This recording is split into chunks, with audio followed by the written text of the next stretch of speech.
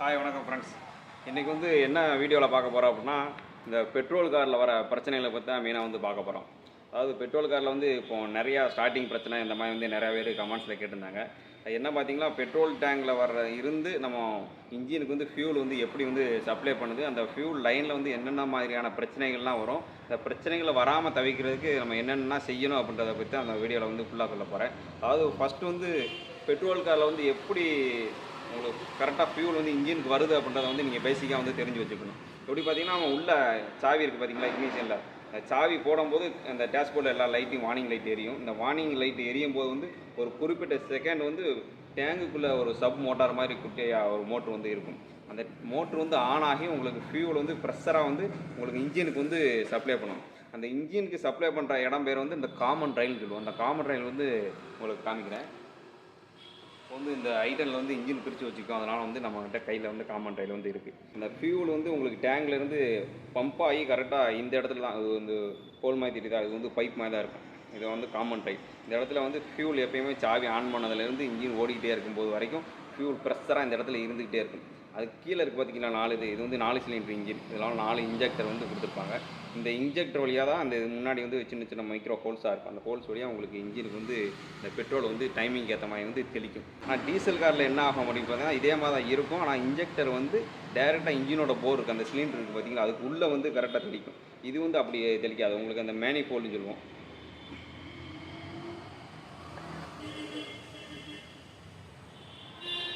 இதான் நம்ம கையில் இருக்குது. இது இன்லெட் மேனிஃபோல்டு.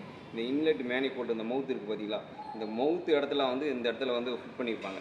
கரெக்டாக காற்று அந்த இன்ஜினுக்குள்ளே போகிற இடத்துல இந்த இதில் தெளிக்கும். காற்று உள்ளே போகிற ஸ்பீடில் இந்த ஃபியூல் தெளிக்கிற ஃபியூல் உள்ளே இழுத்துட்டு போயிடும். இப்படி தான் பெட்ரோல் காரில் எம்பிஎஃப்ஐ காரில் ஒர்க் ஆகுது. அதை நீங்கள் ஃபஸ்ட்டு பேசிக்கலாக தெரிஞ்சுக்கணும். இந்த இதில் என்னென்ன பிரச்சனைகள் வரும் அப்படின்னா, ஃபஸ்ட்டு முக்கியமான காரணம் பார்த்தீங்கன்னா, இந்த பெட்ரோல் டேங்கில் நம்ம பெட்ரோல் ஃபில் பண்ணுறதெல்லாம் விஷயமே இருக்குது. எல்லோரும் என்ன செய்வாங்க, 2 வீலர் மாதிரி ஒரு சிலர் 200-300 ரூபாய்க்கு தான் பெட்ரோல் அடிப்பாங்க. அப்படி அடித்தாலும் பிரச்சனை கிடையாது. ஆனால் கால் டேங்குக்கு மேலே நீங்கள் எப்பயுமே ஃபியூலை ரெகுலராக மெயின்டைன் பண்ணிகிட்டே இருங்க. இல்லை அப்படின்னா என்ன ஆகுனா, வண்டி பள்ளமேட்டில் இறங்கும்போது ஃபியூல் டேங்கு இப்படி கீழே மேலேயும் கீழே அலம்பும்போது உங்களுக்கு அந்த சப் மோட்டர் மாதிரி இருக்குது பார்த்தீங்களா, அதில் அந்த பெட்ரோலும் உங்களுக்கு ஏறும். அது போக அதில் ஏரும் கலந்து ஏறும். பெட்ரோலும் போகும், ஏரும் போகும். இப்படி போகும்போது அந்த மோட்டார் இருக்குது பார்த்தீங்களா, அது வேகமாக தேய்மானம் ஆகும், வேகமாக சூடாகும்.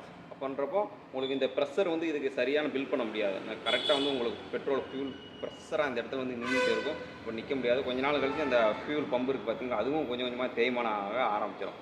அதனால் உங்களுக்கு என்ன ஆகுனா, அந்த ஃபியூல் ப்ரெஷரும் குறையும். இதனால் இன்ஜின் பர்ஃபார்மன்ஸ் இருக்காது, நல்ல பிக்கப் இருக்காது, மைலேஜ் டாப் ஆகும். இந்த மாதிரி பிரச்சனை கம்பல்சரி வரும்.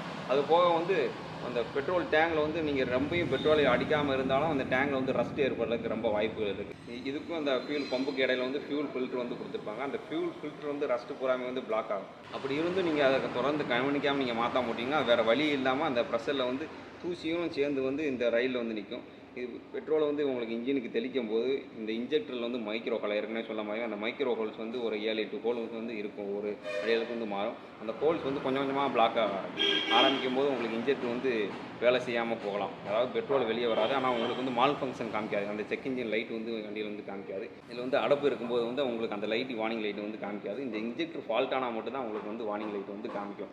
அதனால் சரியாக பெட்ரோல் தெளிக்காது. ஒரு சில நேரத்தில் அடைக்காமல் இருக்கும்போதும் பெட்ரோல் ட்ராப் அடைய ஆரம்பிக்கும். அதாவது நல்லா ஸ்ப்ரே மாதிரி அடிக்காமல் உங்களுக்கு சொட்டு விட ஆரம்பிக்கும். சொட்டு விடும்போது என்ன ஆகுனா, உங்களுக்கு ஓவர் ஹீட் ஆகும், ஃபயரிங் அதிகமாகும். அதனால் உள்ள டிஸ்டன்ஸ் சைடும் உங்களுக்கு கம்ப்ளைண்ட் வர வாய்ப்பு இருக்குது. அதுமாதிரி ரிங்ஸ் உடையிறதுக்கு ரொம்ப வாய்ப்புகள் இருக்குது. அதனால் பெட்ரோல் வண்டியில் இந்த பெட்ரோல் மெயின்டைன் பண்ணுறது, அது போவது ஒவ்வொரு 20,000 கிலோமீட்டருக்கு ஃபியூல் ஃபில்ட்ரு மாற்றுறதுன்றது ரொம்ப ரொம்ப முக்கியமாக ஒன்று.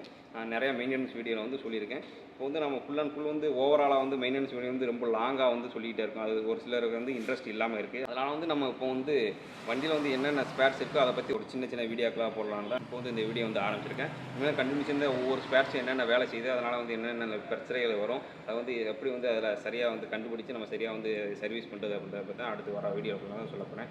இப்போ நான் சொன்னது உங்களுக்கு பிடிச்சிருந்துச்சுன்னா லைக் பண்ணுங்கள். சந்தேகங்கள் ஏதாவது இருந்துச்சுன்னா மறக்காம கமெண்ட் பாக்ஸில் கமெண்ட் பண்ணுங்கள். நான் உங்களுக்கு கண்டிப்பாக ரிப்ளை பண்ணுவேன். அதே மாதிரி இந்த வீடியோ ஃப்ரெண்ட்ஸ் சர்க்கிள் எல்லாத்துக்கும் ஷேர் பண்ணுங்கள். நம்ம சேனல் இன்னும் சப்ஸ்கிரைப் பண்ணலாம், மறக்காம சப்ஸ்கிரைப் பண்ணிக்கோங்க. அதேமாதிரி பெல் நோட்டிஃபிகேஷன் ஆன் பண்ணிக்கோங்க. நான் போடுற எஃபெக்ட் உங்களுக்கு ஈஸியாக ரீச் ஆகிறதுக்கு அது ஹெல்ப்ஃபுல்லாக இருக்கும். அடுத்து ஒரு நல்ல கண்டென்ட்டோட இன்னொரு வீடியோவில் சந்திக்கலாம். ஓகே, பாய்.